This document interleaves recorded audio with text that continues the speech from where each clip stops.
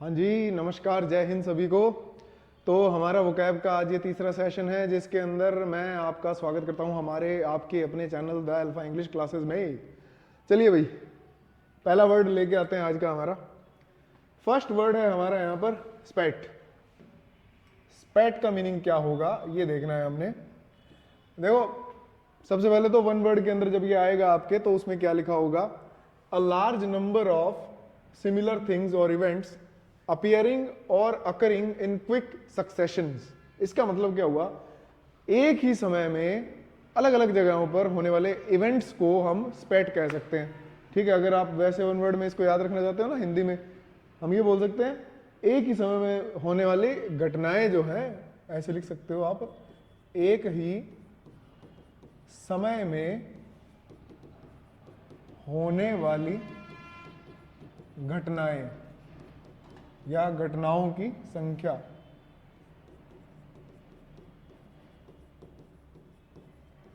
उसको क्या कहेंगे, स्पेट कहेंगे। अब देखो, ये बात हो रही है उन घटनाओं की संख्याओं की बात हो रही है, वो घटनाएं जो एक ही समय में हो रही है, इस चीज को समझना। वो समय की बात नहीं हो रही है यहां पर। ठीक है, समय की जब बात करेंगे ना अपने, तो उसके लिए अलग अलग वर्ड्स होते हैं। जैसे मैं ये कहूं कि वर्ड आपने सुना होगा कॉन्ग्रुअस। ठीक है, कॉन्ग्रुअस वर्ड होता है एक, वो समय के बारे में बताता है। ठीक है, अच्छा, एक इसका मीनिंग क्या रहेगा कॉन्ग्रुअस का? इसका मतलब होगा अकॉर्डिंग टू टाइम। ठीक है, इसका एंटोनिम होता है ना इनकॉन्ग्रुअस, इन लगा दो इससे पहले इन, तो ये नॉट अकॉर्डिंग टू टाइम हो जाता है। एक शब्द आपने इसके जैसा ही सुना होगा, सिंक्रोनाइज। इसमें क्रोनो वर्ड होता है, क्रोनो का मतलब समय होता है, तो सिंक्रोनाइज का मतलब क्या हुआ, ये वर्ब है एक। इसका मीनिंग रहेगा टू मेक सम थिंग्स, ये सम और स्पेस है, सम थिंग्स, या फिर मैं कह दूं टू मेक, ऐसे लिख दो ज्यादा सही रहेगा, सेम थिंग्स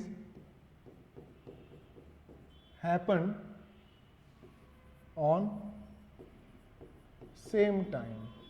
कि मतलब कुछ चीजें सेम की जैसा नहीं कर दो, ज्यादा सही रहेगा। कुछ चीजों को एक ही समय पर करवाना, अलग अलग चीजें होती है ना, जैसे मान लो उनको आप सिंक्रोनाइज कर देते हैं। एक एग्जांपल इसका ये रहता है कि अपनी अपनी घड़ियों को सिंक्रोनाइज कर लो, मतलब अपनी घड़ियों का मिलान कर लो। ये दो एक्शंस को सिंक्रोनाइज करेंगे, जब मैं ये यहाँ पर ऐसे करूंगा तुम वहां पर वैसे करो, तो ये सिंक्रोनाइज हो गया। सिन का मतलब होता है साथ में, क्रोनो मतलब समय, तो सिंक्रोनाइज एक ही समय पर होने वाली या एक ही स्पीड पर होने वाली घटनाओं को, टू मेक समथिंग हैपन और वर्क ऑन सेम टाइम। ठीक है ना।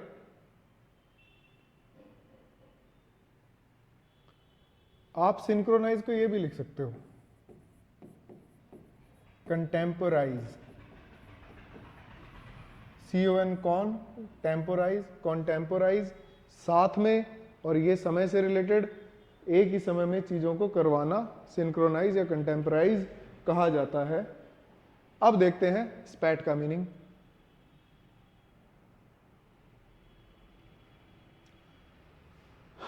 इन अ लार्ज नंबर, ये तो हमने पढ़ लिया अभी।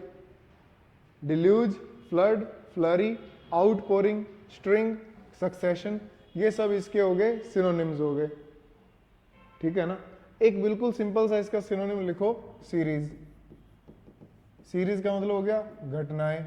ठीक है, एक क्लस्टर भी रहता है, इसका मीनिंग क्लस्टर, क्लस्टर या फिर सीरीज, ये भी इसी का ही सिनोनिम है। अब ध्यान रखना, कॉन्ग्रुअस जो है वो अकॉर्डिंग टू टाइम, के जब आप समय के संगत कोई काम करें, समय के संगत, वो हो गया कॉन्ग्रुअस। और अगर मैं बात करूं सिंक्रोनाइज, अलग अलग घटनाओं को या इवेंट्स को एक ही समय पर पूरा करवाना, वो क्या हो गया, सिंक्रोनाइज हो गया। क्रोनाइज और सिन, सिन मतलब साथ में। स्पैट जबकि क्या कर रहा है, एक ही समय में होने वाली घटनाओं की संख्या जो है वो स्पैट हो जाएगा। आपके वन वर्ड में ये वाला सेंटेंस मिलेगा आपको। सिनोनिम्स इसके ये पढ़े। सबसे सिंपल से सिनोनिम इसका है सीरीज या क्लस्टर। एंटोनिम क्या हुआ? ड्रिबल, ड्रिप या ट्रिकल। ड्रिबल, ड्रिप या फिर ट्रिकल। ठीक है। ड्रिबल का वैसे मीनिंग रहता है, ड्रिबल या ड्रिप का, टपकना। टपकना, वो वाला टपकना नहीं कि अंकल टपक गए, वो वाला टपकना नहीं है, ये ड्रॉप्स वाला है, ड्रॉप्स वाला टपकना। ठीक है, अंकल को टपका मत देना किसी को। ठीक है,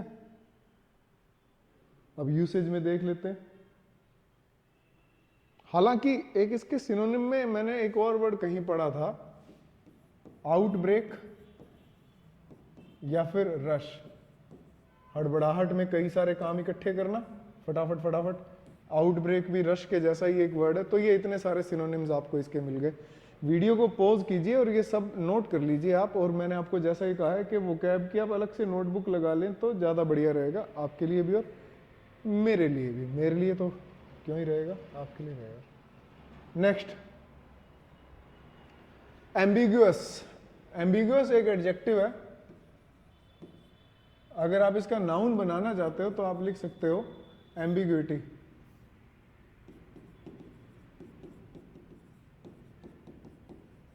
एम्बिग्युइटी होता है, ये नाउन बनता है ना तो एम्बिग्युइटी रहता है। ये एम्बिगुअस जो है वो एक एडजेक्टिव रहेगा। इसका मतलब क्या हुआ? अस्पष्ट को कहा जाता है, अस्पष्ट। एम्बिग्युइटी नाउन है। आप देखो ये वर्ड कितना अच्छा है वैसे। ये जो एम्बाय, अगर हम इसको अलग कर देना एम्बाय, वैसे तो एम्बिग्युइटी बना, एम्बिगुअस बनाइए, एम्बाय इसको बोला जाता है। इसका मतलब होता है दो, है ना। इससे एक और वर्ड आप बना सकते हो दो से, ये एम्बीडेक्स्ट्रस। एम्बीडेक्स्ट्रस इसका मतलब क्या होता है?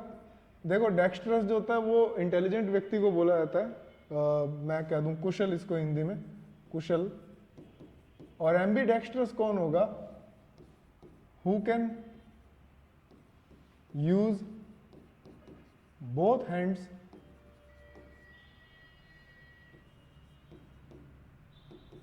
इक्वली। वैसे ये यूजुअली राइटिंग के लिए यूज होता है। मैंने यहां पर जो लिखा है वो कुशलता के लिए लिखा है कि दोनों हाथों को बराबर कुशलता से यूज कर सके। वैसे ये राइटिंग के लिए यूज होता है कि दोनों हाथों से लिखने वाला एम्बीडेक्स्ट्रस होता है, दोनों हाथों से बराबर कुशलता से लिखने वाला। वीरू सहस्त्रबुद्धि याद होगा, वो एम्बीडेक्स्ट्रस ही था उस मूवी में। ठीक है, खैर एक मूवी भी आई थी ज़ोडिएक, रॉबर्ट डॉनी जूनियर है ना। तो ये असली इवेंट पर थी अमेरिका में, कोई 1970s में सीरीज ऑफ मर्डर्स हुए थे। तो उसमें जो मारने वाला था व्यक्ति वो कोई ना कोई चिट्ठी लिख के भेजता होता था। तो उनको लगता था कि ये अलग अलग हैंड राइटिंग है, अलग अलग लोग होंगे। तो बाद में पता लगता है कि उसके कोई शब्द लिखने के पैटर्न से कि वो एम्बीडेक्स्ट्रस है कोई। ठीक है, एम्बीडेक्स्ट्रस का मतलब कि वो दोनों हाथों से बराबरी से लिख सकता है। देख लेना मन करे तो मूवी, नहीं तो शब्द तो मैंने आपको बता ही दिया है ना। तो इसका मतलब क्या हुआ कि कोई भी चीज जो अस्पष्ट हो, क्लियर ना हो, वो क्लियर किसी की बात भी हो सकती है।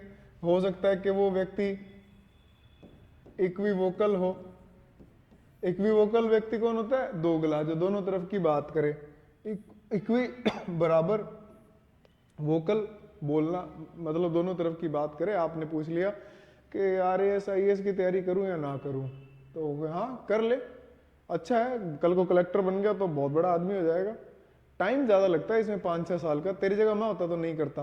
कह रहा भाई क्या कहना चाहता है, करूं कि ना करूं ये तो बता दे। तेरी मर्जी है। वो वाले इक्विवोकल होते हैं, दोगले। ठीक है, अच्छा वन वर्ड में क्या आएगा? Having an often intentionally weld और अनसर्टेन मीनिंग। वेल्ड मतलब छिपा हुआ, हैविंग एन ऑफन इंटेंशनली जानबूझकर, छिपाकर या फिर अनिश्चित मीनिंग सा देकर कोई बात की जाए कि हाँ भाई छुपी हुई बात सी होती है ना। तो आप इसका एक सिनोनिम ये भी लिख सकते हो वेग।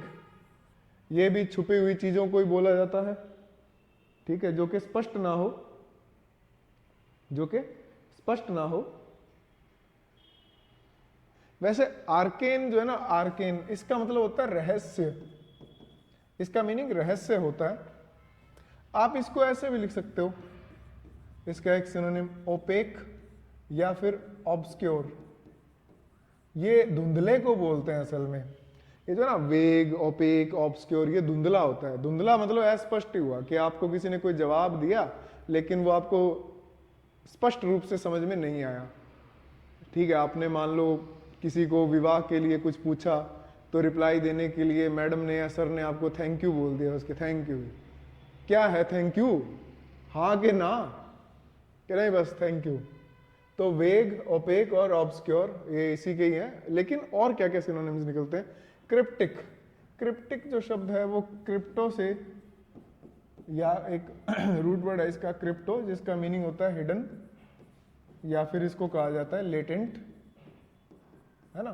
तो इसको अपने अलग से पढ़ लेंगे। क्रिप्टो से बनते हैं cryptonym, cryptocurrency, cryptology, cryptography, encrypt, cryptic, है ना। तो ये क्रिप्टो से बने हुए। असल में जो हिडन है ना, ये हिडन, ये क्रिप्टिक का सिनोनिम होता है। ये एडजेक्टिव है, इसका सिनोनिम होता है ये। क्रिप्टो का मतलब रिलेटेड टू हाइड, ठीक है, रिलेटेड टू वर्ड हाइड।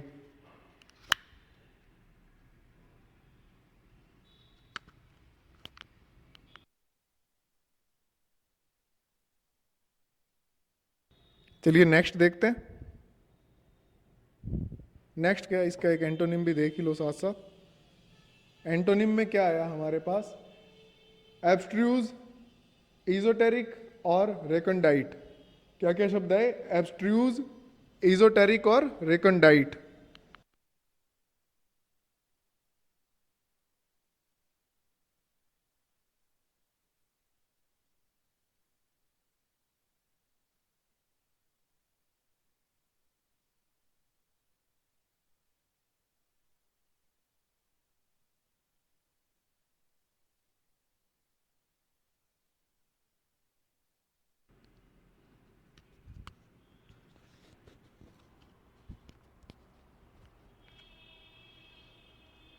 हाँ जी, ये जो शब्द लिखे हुए हैं ना इसके अंदर, जैसे कि ये है एब्स्ट्रूज। एब्स्ट्रूज जो है ना अच्छा वर्ड है बहुत ज़्यादा। एब्स्ट्रूज का मतलब क्या होता है, इसका एक जो शाब्दिक अर्थ है, इसका मीनिंग होता है एब्स्ट्रूज का जटिल। जटिल, देखो एक शब्द है क्रिप्टोनिम, एक शब्द है एब्स्ट्रूज। एब्स्ट्रूज का मतलब होता है जटिल शब्द, जो कि यूज में कम आता है लेकिन इसका मीनिंग डिक्शनरी में मिल जाता है। यूज में कम होगा एब्स्ट्रूज, इसको ऑब्ट्रूज भी बोला जाता है। एब्स्ट्रूज का मीनिंग थोड़ा जटिल होगा, जैसे मैं ह्यूमन को एंथ्रोपो बोल दूं तो आपको एंथ्रोपो शब्द जो है वो डिक्शनरी में मिल जाएगा। क्रिप्टोनिम जो होता है ना, ये हिडन नेम होता है, हिडन या फिर कोडेड नेम होता है। आपने किसी को कोई नाम दे दिया अपनी तरफ से, अब आपने अपने दोस्त का नाम रख दिया, मान लो मोटू, लंबू, गिट्टू, छोटू, लल्लू, ऐसे आपने नाम रख दिया दोस्त का। और क्या ऐसा होगा कि नाम है दोस्त का लल्लू और वो आपने ग्रुप में रखा हुआ है, आप डिक्शनरी में देखोगे लल्लू, तो लल्लू जो है वो कोई और व्यक्ति, जयदीप नाम का कोई व्यक्ति निकलेगा नहीं ना। तो हिडन या फिर कोडेड नेम होगा ये। लो भाई नेक्स्ट देखें इसके अंदर, अगर यूसेज में देखते हैं, the exact reason for the change in plans is ambiguous but I suspect it has something to do with money. तो वो exact reason for the change in plan, ये तो अभी तक हमें पता नहीं है, वो एम्बिगुअस है। एम्बिगुअस का मतलब कि ये अस्पष्ट है, but I suspect it has something to do with money, ये पैसों से ही रिलेटेड कोई ना कोई बात होगी। हाँ लेकिन एक बात है कि ये जो एब्ट्रूज है ना, इसके जैसा एक शब्द और मिलता है हमें, ऑब्ट्यूज। ये जो ऑब्ट्यूज है, ऑब्ट्यूज का मतलब क्या रहता है, इसका मतलब होगा कोई व्यक्ति स्लो है, स्लो इन थिंकिंग। ऑब्ट्यूज, भाई ध्यान रखना, एब्ट्रूज अलग शब्द है, ऑब्ट्यूज अलग शब्द है। ऑब्ट्यूज है स्लो इन थिंकिंग, जिसको हम साधारण भाषा में कहते हैं कि कोई व्यक्ति मंद बुद्धि है, वो कौन हो जाएगा? ऑब्ट्यूज हो जाएगा। ठीक है। अच्छा, ये शब्द देखो आप, एजोटेरिक, बहुत अच्छा शब्द है। एजोटेरिक क्या होगा? एजोटेरिक का मतलब होगा कोई विशेष ज्ञान है, कोई एक प्रकार का विशेष ज्ञान के लिए इंटरेस्ट रखने वाले विशेष लोग, इंटरेस्ट रखने वाले विशेष लोग। किसी विशेष, मान लो कि आप रॉकेट साइंस की बात करें। अब रॉकेट साइंस सबके बस की बात नहीं है, मैं किसी को रॉकेट फ्यूल के बारे में समझाने लगूं, या फिर मान लो कि हम लोग जो विकास नाम का जो हमारा इंजन है भारत देश का जो बनाया हुआ, उसके बारे में बात करने लगे। ठीक है, तो उसके बारे में सबको तो इंटरेस्ट आएगा नहीं, लेकिन एक विशेष ग्रुप ऐसा होगा जिनको ये बात समझ में आ रही है और वो जानना चाहते हैं, तो उसको क्या कहेंगे? एजोटेरिक। विशेष ज्ञान जो विशेष लोगों को ही अच्छा लग रहा है, उसको कहा जाएगा। ठीक है ना? चलिए नेक्स्ट देखें। इंसिस्टेंस, ये एक नाउन है। इंसिस्टेंस जिसका मतलब होता है आग्रह है, मतलब विनम्रता पूर्वक आग्रह जो किया जाता है, विनम्रता पूर्वक आग्रह।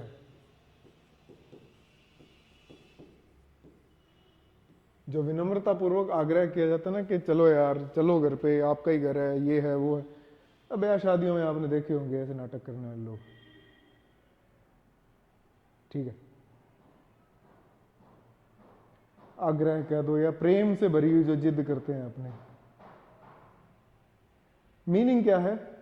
अ solemn and often public declaration of the truth और एग्जिस्टेंस ऑफ समथिंग। मतलब कि एक कोई सोलेन मतलब कोई ऐसी जिद करना, ये वन वर्ड में आता है आपके।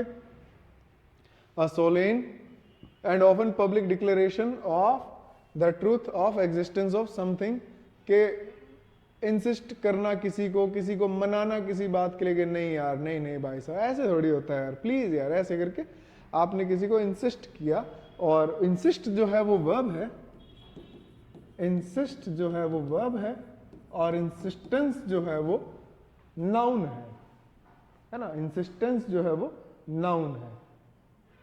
आपने एक शब्द और सुना होगा, इंसिस्टेंसी। इंसिस्टेंसी, ये जो एक्ट है इंसिस्ट करने का, एक्ट टू इंसिस्ट समवन, किसी को इंसिस्ट करने का जो एक्ट है उसको इंसिस्टेंसी कहा जाता है।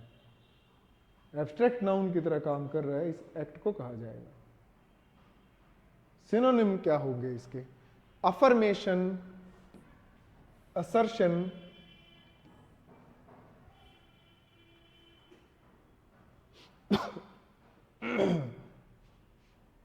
Sorry, asseveration, avouchment, declaration, profession, protestation, ये सारे वर्ड्स हैं इसके लिए। हालांकि ये जो एसिवरेशन है ना, एसिवरेशन का मतलब होता है दृढ़। एसिवरेशन दृढ़ को कहा जाता है। ये वर्ड देखिए, डिस एवॉवल, ये वाव जो होता है ना, वाव, इसका मतलब होता है शपथ।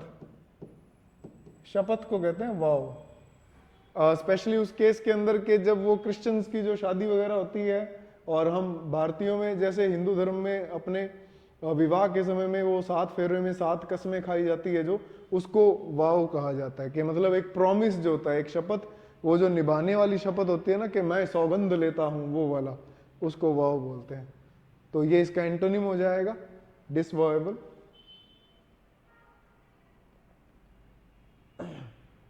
मतलब शपथ को तोड़ना कह रहे हैं, शपथ को तोड़ना। आप इसको ये भी कह सकते हो डिस्प्यूट। डिस्प्यूट भी तो जितने भी एग्रीमेंट्स होते हैं सब टूट जाते हैं डिस्प्यूट में, ये भी तो आपने सुना ही होगा। चलिए एग्जाम्पल इसका, we got to know by the continued insistence that there was a massive cover up by the government. ठीक है, we got to know by the continued insistence. Insistence मतलब ये आग्रह था, एक दृढ़ एक विनम्रतापूर्वक आग्रह या फिर मनाने का जो प्रयास किया जाना, affirmation that there was a massive cover up by the government. Government के द्वारा एक विशाल रूप से कवर अप किया गया है, कोई भी नुकसान के लिए भी हो सकता है। स्कॉफ, स्कॉफ होता है एक वर्ब जिसका मतलब है व्यंग्य। ठीक है, अब ये थोड़ा अच्छा इसलिए क्योंकि इसके ऊपर है ना आपको कुछ एक इडियम्स भी मिल जाएगी। ठीक है, व्यंग्य, किसी का मजाक उड़ाना, टू पोक, टू पोक देख लो, मोक, डेराइड, रिडिक्यूल, मतलब to make someone, to make fun of someone, किसी का मजाक उड़ाना। अब इसके ना इडियम्स मिल जाते हैं आपको, जैसे आप ये लिख सकते हो, thumb one's nose at, thumb one's nose at, thumb one's nose at, ये ठीक है। तो मतलब ऐसे करते हैं ना, इसका मतलब चिढ़ाना ही हो जाता है। हालांकि डोरेमोन ने नई सिखा दी ट्रिक हमें चिढ़ाने की, वो ऐसे करके जीभ निकालने वाला, लेकिन हम लोग बचपन में ये वाला ही करते थे। इसको भी चिढ़ाना ही बोलते हैं। ज़्यादा चिढ़ाना होता था तो फिर ऐसे कर देते थे, लेकिन आजकल ये एक आंख ऐसे करके फिर जीभ निकालना, ये डोरेमोन ने सिखा दिया। तो ये इडियम समझ आ गई होगी, थंब वंस नोज एट। ठीक है, और भी इडियम्स है इस पे, इसको आप ये भी कह सकते हो, इसके लिए एक इडियम लिखो तो मेक लाइट ऑफ समवन या समथिंग, कुछ भी आ जाए, कि किसी बात को बिल्कुल ही हल्के में लेना, मेक लाइट ऑफ। मेक पर ये गौर देख लो आप, इसी का ही, make sport of, make sport of, make light of. एक और बना सकते हो, आपको मिकी माउस याद आ जाएगा, take the Mickey, take the Mickey, Mikey मत कर देना इसको, नाम है वैसे तो, किसी मर्जी नाम से बुलाए। ठीक है, ये तो समझ आया होगा। एंटोनिम में क्या क्या है, फ्लैटर, प्रेज, कॉम्प्लीमेंट। भाई कॉम्प्लीमेंट की भी दो स्पेलिंग होती है। ये कॉम्प्लीमेंट तो हो गया किसी की तारीफ में, तारीफ करना। एक अगर आप ऐसे लिखें कॉम्प्लीमेंट, तो इसका मतलब हो जाएगा पूरक। आपने वो पढ़े होंगे सप्लीमेंट्री एंगल, कॉम्प्लीमेंट्री एंगल, वो वाले शब्द। The rude rich boy thought it was fun to scoff at the poor people at his school। एक बिगड़ा हुआ अमीर बाप की औलाद सबका मजाक उड़ाता फिरता था। उड़ा ले भाई, तेरे दिन है। नेक्स्ट देखो, रेवर। रेवर वर्ब है, रेवर एक वर्ब है जिसका मतलब क्या लिखा है, सम्मान, लेकिन आप कर लो सम्मान करना, सम्मान करना। वैसे सम्मान होगा reverence, reverence, a feeling of great respect, a feeling of great respect. ये क्या होगा, ये रेवरेंस होता है, ये नाउन है रेवरेंस यहां पर। और रेवर क्या है, ये एक वर्ब है जिसका मतलब होगा सम्मान करना। ठीक है ना।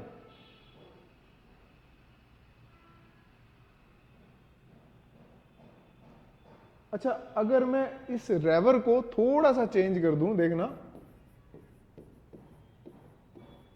ई के बाद में मैं आई लगा दूं, रेवर, अभी तो मैं रेवर बोल रहा था, और मैं इसको रेवर को इस तरह, सॉरी, अगर मैं रेवर को इस तरह से लिख दूं, अरे भैया आजा, रेवर को मैं इस तरह से लिख देता हूं कि यहां तक तो देखो सेम है, फिर आई ई लगा दिया, तो इसका मीनिंग क्या निकलेगा? रेवरी अगर मैं कर देता हूं रेवरी, तो इसका मीनिंग क्या बनेगा? इसका मतलब होता है डे ड्रीम, मतलब खुली आंखों से सपने देखना, डे ड्रीम। ठीक है, डे ड्रीम तो समझते ही होगे, खुली आंखों से सपने देखना।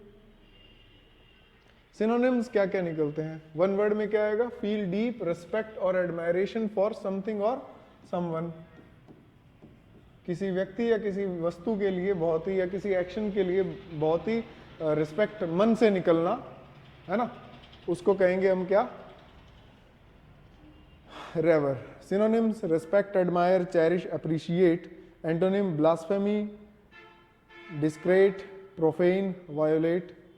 देखो वैसे ये जो दो वर्ड है ना, ब्लास्फेमी और प्रोफेन, ये रिलीजन से रिलेटेड है, इनको असल में ईश निंदा कहा जाता है। ये आपने सुना होगा, एक छोटा सा देश है हमारे पड़ोस में, पाकिस्तान, वहाँ पर ऐसी घटनाएं होती हैं कि कोई अगर ईश निंदा कर दे तो उस व्यक्ति को ही मार दिया जाता है। ठीक है, और भारत देश में भी ऐसी घटनाएं होनी शुरू हो ही गई हैं और इन पे कोई कंट्रोल नहीं है किसी का। खैर हम लोग क्या ही कर सकते हैं, अपने तो इंग्लिश पढ़ते हैं, अपनी नौकरी प्यारी है हम सभी को, और क्यों ना हो। तो ब्लास्फेमी या प्रोफेन जो है वो उसको बोला जाएगा, वो जो ईश निंदा है ना उसको बोला जाता है। ईश निंदा एक अलग चीज है और मजाक वैसे उड़ाना वो अलग चीज होती है। ठीक है, वैसे ये जो रिस्पेक्ट, एडमायर वर्ड वगैरह ना, इनके लिए एक फ्रेजल वर्ब भी है, set store bye. Set store bye जो है ना, ये एक सिनोनिम है इसका एज अ फ्रेजल वर्ब। आप फ्रेजल वर्ब की फॉर्म में इसका एक सिनोनिम लिख सकते हैं। तो एक अच्छा वर्ड मैं आपको और बताता हूँ इसका, जो ये ब्लास्फेमी है ना, ब्लास्फेमी का एक अच्छा वर्ड है सैक्रिलीज। सैक्रिलीज, सैक्रिलीज का मतलब भी ईश निंदा है। हालांकि ये जो लीज वर्ड अगर आप अलग से निकालोगे तो ये लॉ से रिलेटेड हो जाएगा, कानून से रिलेटेड हो जाएगा। ठीक है, ब्लास्फेमी या प्रोफेन दोनों का मतलब क्या निकला? ईश निंदा। फालतू का काम फालतू के लोगों के द्वारा और फिर इस पर एक्शन लेना उससे भी फालतू लोगों का काम। ठीक है, हालांकि आप इसका एक और मीनिंग लिख सकते हैं जो कि बिल्कुल ही सिंपल सा वर्ड है, डिस्पाइज। डिस्पाइज का मतलब क्या होगा? डिस्पाइज का मतलब होता है घृणा करना, घृणा करना, चिढ़ना भाई, घृणा करना। एंटीपैथी भी कह सकते हो आप इसको, एंटीपैथी, एंटीपति मत कर देना, वैसे तो हर महिला एंटीपति ही रहती है। एंटीपैथी, पैथी जो है वो फीलिंग से रिलेटेड है, फीलिंग का उल्टा, तो वो भी घृणा ही हो गया कि अगर कोई खुश है तो आप दुखी हो, अगर वो दुखी है तो आप खुश हो, तो वो एंटीपैथी हो गया, उसकी फीलिंग से उल्टा हो गया वो। ठीक है, घृणा होगी ना तभी ऐसा होगा। यूसेज में देखो, if you want to achieve any goal revere the process and success will follow, कि उस प्रोसेस की अप्रिशिएट करो। ऐसे नहीं कि आज मेरे पेट में दर्द है मैं नहीं पढ़ूंगा, आज मेरी टांग में दर्द है मैं नहीं पढ़ूंगा, नहीं पढ़ूंगा, ऐसे प्रोसेस में आपको कुछ ना मिलना। प्रोफेन, लो भाई प्रोफेन अब डिटेल में आ गया। प्रोफेन का मतलब अपवित्र, अधार्मिक। जैसे एग्जाम्पल होता है ना एक प्रोफेन लैंग्वेज, कि ऐसी भाषा में बात की उसने कि हमारे ईश्वर को गालियां दे रहा था, तो वो प्रोफेन लैंग्वेज हो गई। ईश निंदा करने वाली भाषा जो है, ईश्वर को गाली देने वाली, कोई भी ईश्वर हो, क्यों गाली देनी है? चुप करके अपना जिंदगी जो पैसा कमाओ, निकला यहाँ से, क्या फालतू के काम में लोग लगे रहते हैं। क्यों भाई, सही बात है ना? तो इसका मीनिंग जो है वो किस हिसाब से ये वन वर्ड में आएगा, ऐसे लिखिएगा वो, a vulgar and inappropriate language is known as profane, is known as profane आ जाएगा इसके अंदर। ठीक है, क्या कहेंगे? प्रोफेन। ठीक है ना?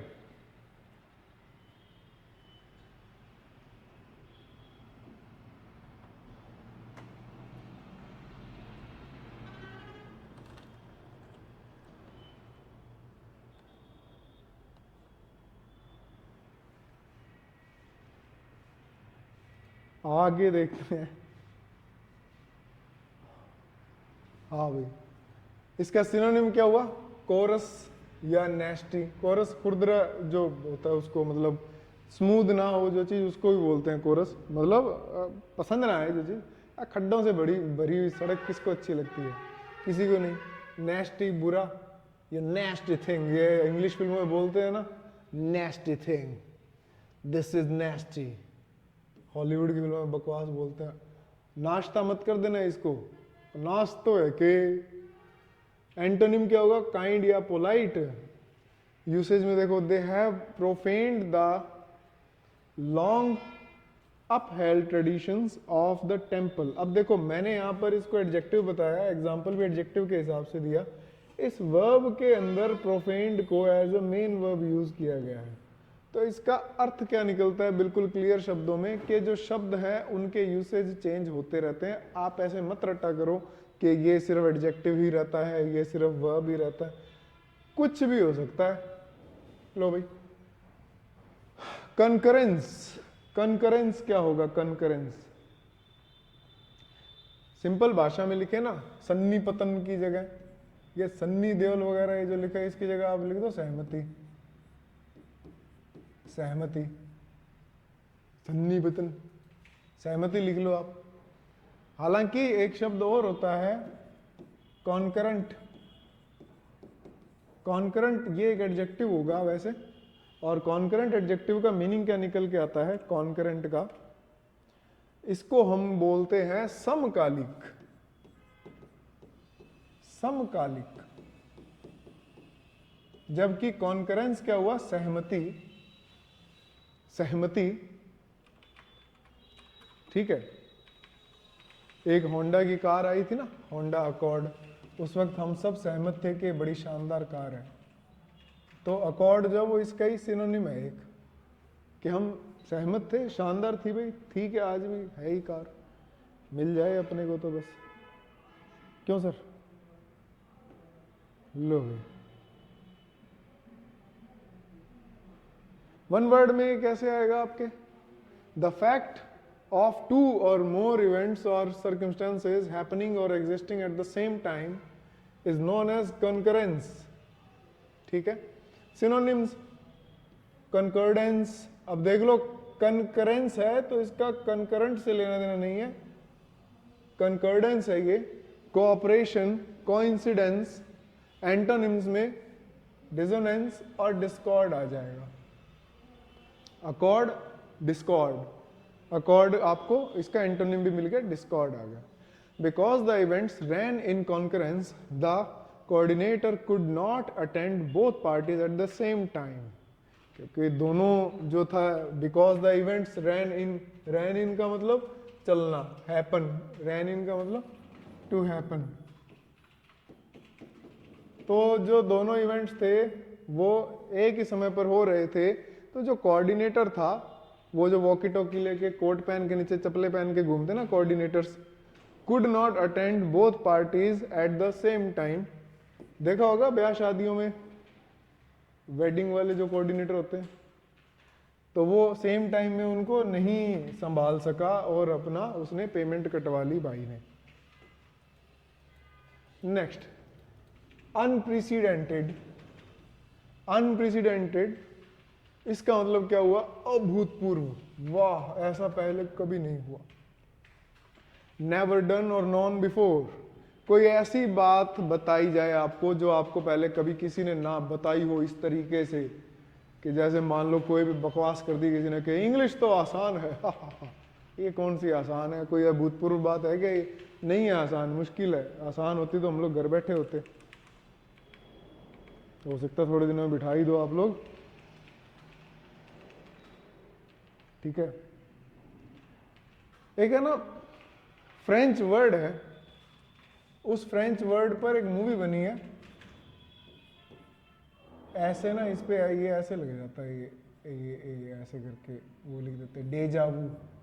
डेजावू एक मूवी है ये, फिर है ना एक टर्म बन गई आजकल, ये एक इडियम की तरह यूज होता है डेजावू शब्द, कि कोई भी ऐसे घटना हो रही हो तो ऐसे कहना कि मुझे लगता है पहले भी हो चुका है, तुम यहीं पर तुम खड़े थे और यहाँ तू था, ऐसे लग रहा है ये सब पहले हो चुका है कि पीछे से एक ट्रक आएगा और है ना, हाँ ये देख मर गया ना ये ऐसा पहले है ना मेरे को लगा था, तो वो डेजा वू, मतलब ये घटना पहले हो चुकी है ऐसा अनुभूत होना, तो वो एक अलग शब्द है डेजा वू। अभूतपूर्व जो है ना, इसका मतलब कि पहले कभी ना हुआ हो। ये इसके एंटोनिम जो है ना वो यहां पर आएगा, एंटोनिम्स में आएगा डेजा वू, ठीक है। पूर्वानुभव भी बोलते हैं इसको। जबकि इसमें से आप ये शब्द निकालो, प्रीसीड, प्रीसीड, प्रीसीड का मतलब क्या रहता है यहां पर? अगर मैं बात सिर्फ प्रीसीड की करूं तो प्रीसीड का मतलब रहता है बड़ा ही सिंपल सा, टू हैपन।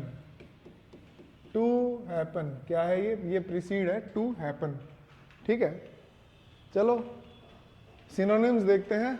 अनइक्वल्ड, अनमैच्ड, अनरिवेल्ड, कि मतलब ऐसे पहले जब कभी हुआ ही नहीं तो वो चीज़ अनइक्वल, अनमैच्ड, अनरिवेल्ड ही रहेगी ना।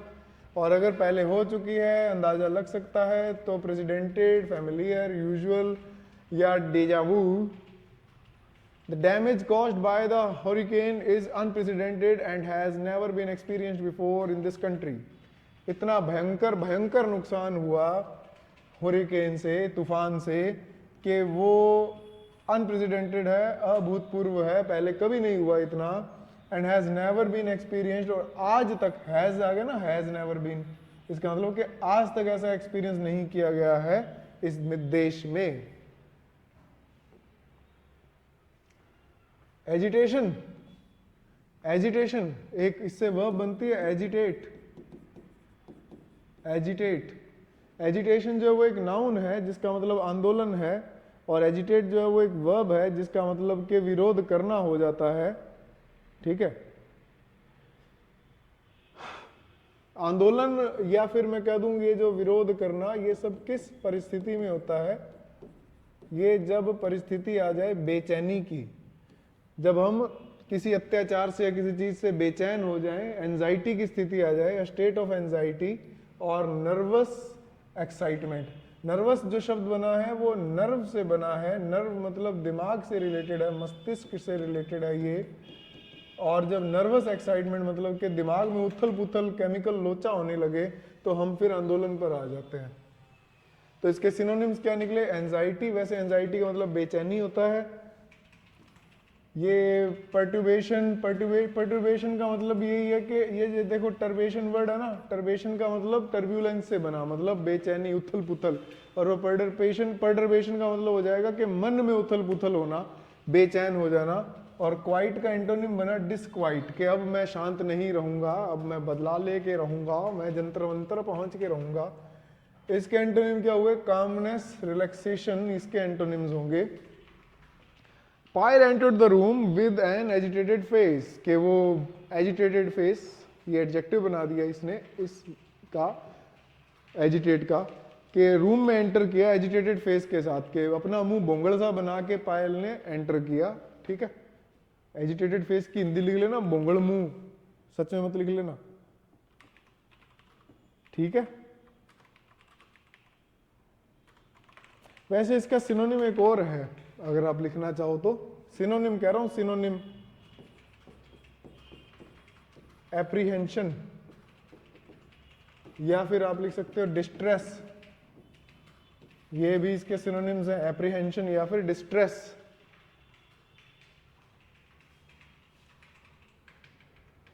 चलो भाई, एम्ब्लेजोन, एम्ब्लेजोन का मतलब प्रशंसा करना, मतलब ये वैसे है ना, बात को बढ़ा चढ़ा के बताने वाला एम्ब्लेजोन होता है। कॉन्स्पिक्यूअसली इंस्क्राइब और डिस्प्ले अ डिजाइन ऑन, कि कोई चीज को या किसी वस्तु को वो डिजाइन ऑन, मतलब कि एक होता है ना एम्बेजल्ड, एक वर्ड होता है एम्बेजल्ड। कोट है या महिलाओं के जो वस्त्र होते हैं उनको एम्बेजल्ड किया जाता है, उन पे वो मोती वगैरह और वो चमकने वाले से वो तत्व लगाए जाते हैं, उसको वो एम्बेजल्ड किया जाता है उसको, ठीक है। तो मतलब तड़कीला भड़कीला बना दिया जाता है। तो वैसा ही इससे रिलेटेड एक शब्द है कि किसी बात को एग्जेजरेट करना, बढ़ा चढ़ा कर बताना, ये होगा, ठीक है। वैसे तो कॉन्स्पिक्यूअसली का मतलब होता है एकदम साफ तरीके से या साफ तौर पर। इंस्क्राइब जो है एक वो शब्द होता है ना, आपने सुना है सब्सक्राइब करे चैनल को, लाइक करे, वीडियो को शेयर करें, तो वो सब्सक्राइब अलग चीज है। इंस्क्राइब का मतलब होता है कार्व करना चीज को। तो साफ तौर पर कार्व करना या फिर डिस्प्ले करना किसी डिजाइन को। सिनोनिम्स डेकोरेट या एम्बेलिश। एम्बेलिश इसका सिनोनिम होगा। डेपिक्ट भी कह सकते हैं आप, डेपिक्ट, ठीक है, डेपिक्ट लगा सकते हैं, नोट कर लीजिए इसको।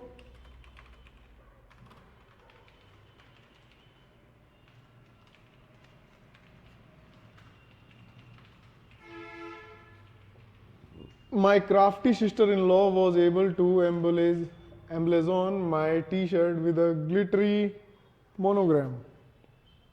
ग्लिटरी चमकीला, मोनोग्राम ये लोगो वगैरह होते हैं ना, कि वो डिजाइन बना दिए। सिस्टर इन लॉ जो थी उसकी भाभी थी या साड़ी थी, उसने उसकी टी शर्ट पे गोंचू नाम के साइन को एम्बेजल्ड कर दिया, लिख दिया उसने, मोतियों से लिखा हमारा देवर घोंचू है, ठीक है। एब्रेशन, एब्रेशन का मतलब क्या होगा? एब्रेशन का मतलब ये है पतन कहो या फिर इसको कहो सामान्य से भी हटना। सामान्य से हटना, एक ऐसी घटना जिसमें सामान्य से बड़े हटना, ठीक है ना। वन वर्ड में देखो क्या कहता है, a departure from what is normal, usual और expected, typically and unwelcome one.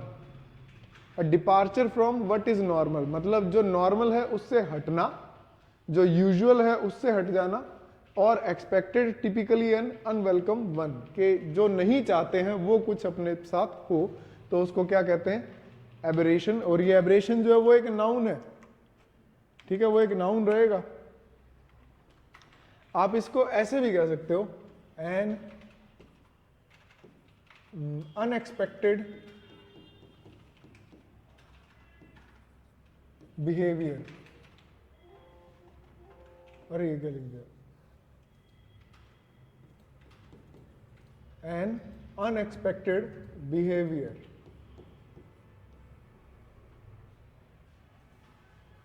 किसी व्यक्ति का ऐसा बिहेवियर जो आपने कभी एक्सपेक्ट ही नहीं किया था और वो अचानक से वैसे बात करें के, मतलब बुरा व्यवहार करना। आपने किसी अच्छे मित्र को फोन किया और वो कहे हाँ बोल बे, क्या बे तेरे, तो वो आपको चल बे, तो आप भी ऐसे बोल दो, तो मतलब एक दूसरे के साथ आपने ऐसे व्यवहार किया, तो वो क्या बन गया? एबरेशन बिहेवियर हो गया वो आपका, ठीक है जी।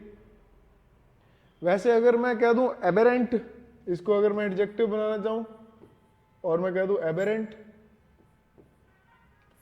तू मिट जा पहले, ठीक है। एबेरेंट एक वर्ड है,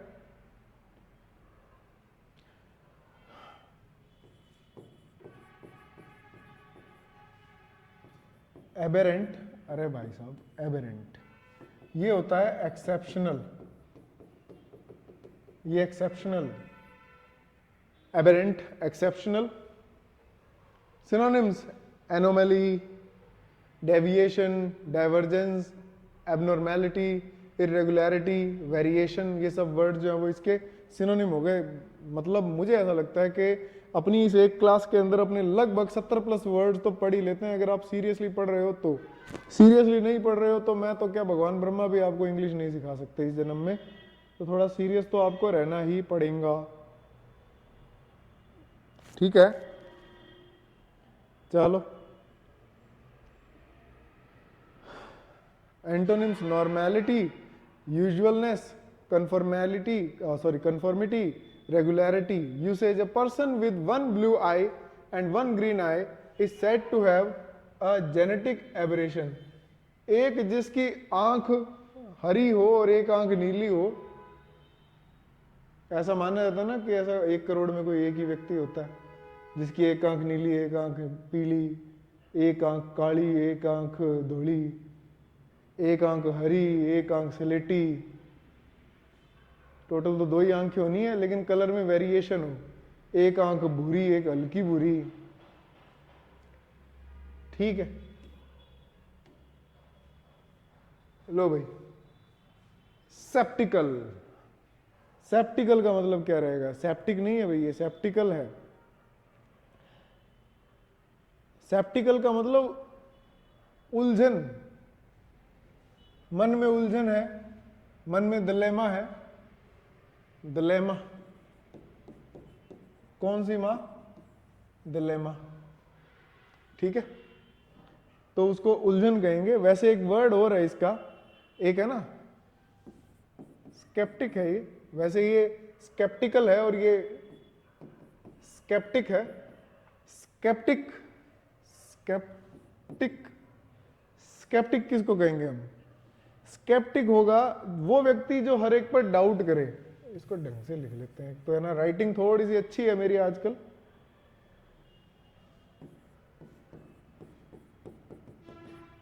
sceptic, a person who doubts. मैं आपको शक्ल दिखा देता हूं उस व्यक्ति की जो हर एक पर डाउट करता है। ये रहा, ठीक है, ये हर एक पर डाउट करता है, आपने देख लिया आज। ऐसा पर्सन जो सभी पर डाउट करे उसको क्या कहेंगे? स्केप्टिक। कि नहीं यार मेरे को तो विश्वास नहीं है उस पर, तब मत कर भाई, तू तेरा उस पर, खैर घर वालों पे नहीं करता विश्वास, दूसरों पे कैसे कर लेगा? तो उसको क्या कहेंगे? स्केप्टिक कहेंगे।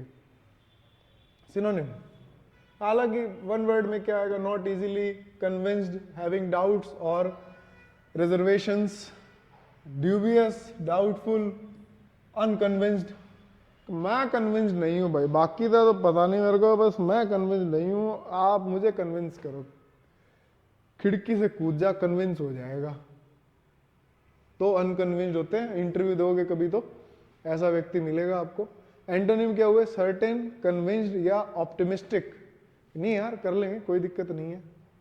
It's good to be sceptical. Sceptical को ऐसे भी लिखा जाता है, ऐसे भी लिखा जाता है, sceptical about what you see on TV. कि जो टीवी पे दिखा दिया उस पर शक करना अच्छी बात है, हर चीज पर विश्वास मत करो। कि आज ही देखा गया कि एलियन की एक टोली हमारे भादरा में उतरी है, तो वो हर एक पे यकीन नहीं करना होता। हैकल, हैकल जो है ना, इसका मतलब होता है सवालों से बात काटना तो है ही, लेकिन इन जैसे वो होता है ना, एक मैं कह दूं कि एक वर्ड आपने सुना होगा, जाइब, इन हटा दो, जाई बैठ।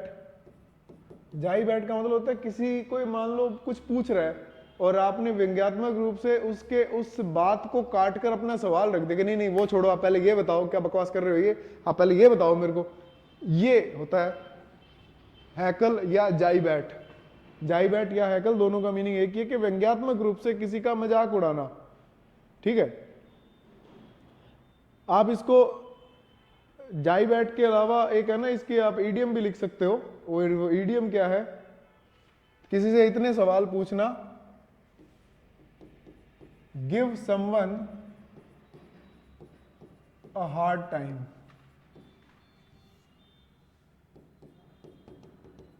Give someone a hard time, किसी को तंग करना, परेशान करना, क्वेश्चंस पूछ पूछ के उसका खून पी जाना। Give someone a hard time. ठीक है, ये जाई बैठ है ना, ये हंसी ठिठोली करना बीच बीच में ना, कोई मान लो पढ़ा रहा हो या कुछ अच्छी बात बता रहा हो, कोई पिछले बेंच पर बैठ कर बातें कर रहे हो, दो तीन जने आपस में खी खी खू खू खा खी खू खू ऐसे हंस रहे हो, तो उसको क्या कहेंगे हम लोग? जाई बैठ। हालांकि एक और इडियम है इसकी, शाउट कैट कॉल्स एट। ये भी इसकी एक इडियम है। Give someone a hard time, shout catcalls at और हैकल। हालांकि जाइब से एक और अपने पास में इडियम बनती है जिसको हम कहेंगे जाइब विद।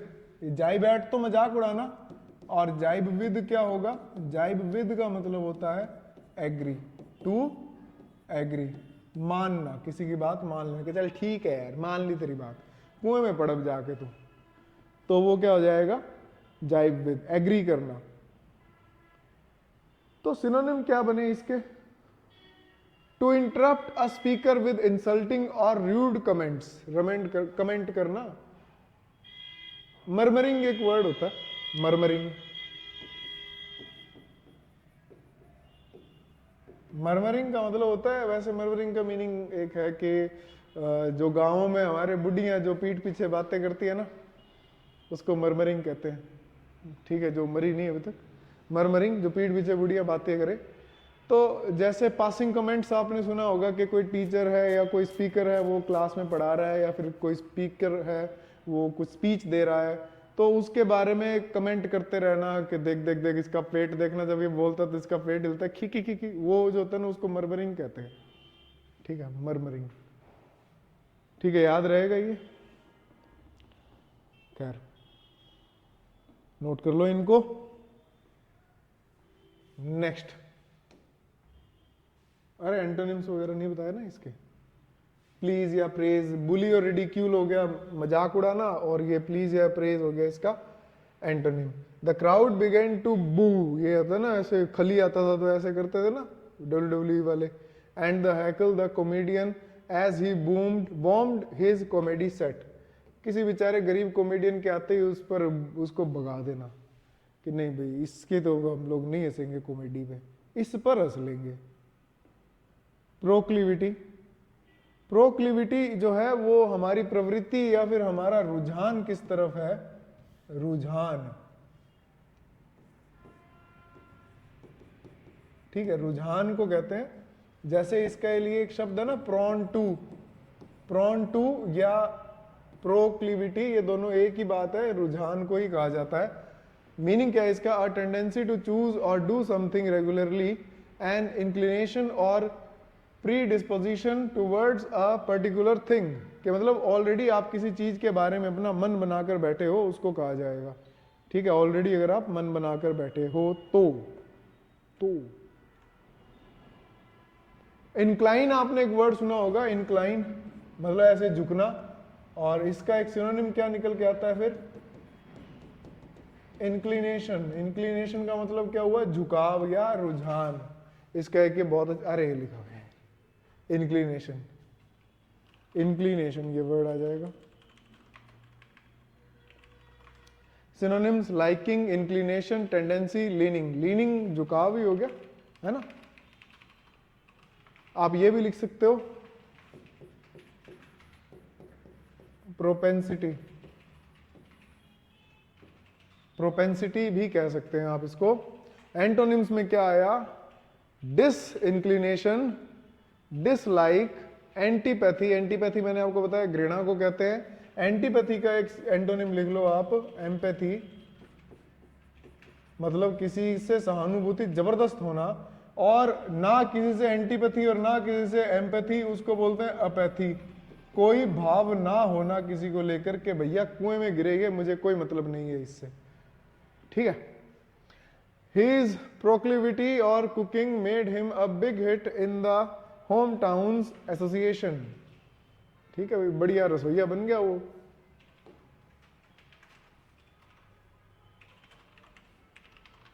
नेक्स्ट,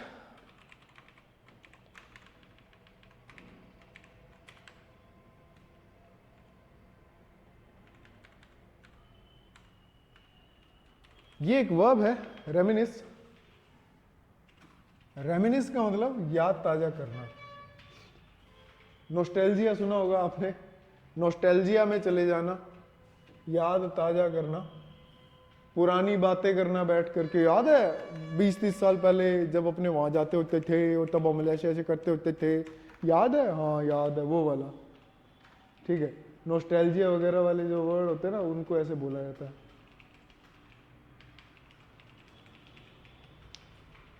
लिख सकते हो आप इसके लिए, कास्ट वंस माइंड बैक, दिमाग वापस पास्ट में ले जाना। Indulge in enjoyable recollection of past events, past events की बैठकर बातें करना, यादें ताजा करना बचपन की। ठीक है, इसको आप थिंक बैक कह सकते हो, थिंक बैक, लुक बैक, ये होता है हैक बैक। बैक से ये इतने बने, think back, look back, hack back. ठीक है। वैसे हार्क बैक लिख लो, ज़्यादा बढ़िया है हैक बैक की जगह। ये हार्क बैक ज़्यादा यूज होता है, हैक बैक इतना यूज नहीं होता। तो रिकॉल या रिमाइंड इसके सिनोनिम्स है। डिसरिगार्ड या इग्नोर करना चीज़ों को, इसका भी वैसे सिनोनिम है हमारे पास में इग्नोर करने का। इग्नोर अगर आप किसी चीज को करते हो तो उसको क्या बोला जाता है? Shrug of. श्रग ऑफ है भाई, श्रग ऑफ, श्रग ऑफ याद रखना, लिख भी दिया मैंने। श्रग, श्रग का मतलब होता है ऐसे कंधे चढ़ाना, कि याद है वहां गए थे, याद है तेरे को पिछले साल वाला, वो श्रग ऑफ। ठीक है, कंधे चढ़ाना, श्रग ऑफ। ठीक है,